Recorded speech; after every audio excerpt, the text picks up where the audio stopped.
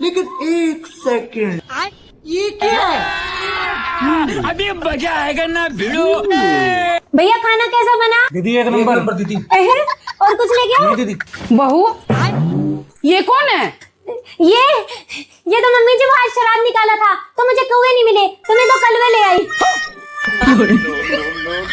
पर श्राद्ध किसका निकाला है तूने? मम्मी जी आपका।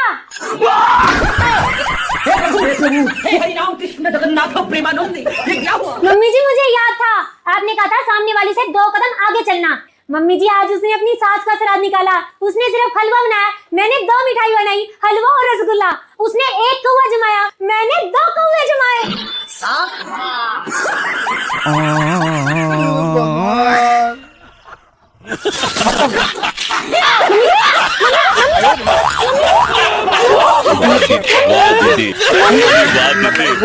दीदी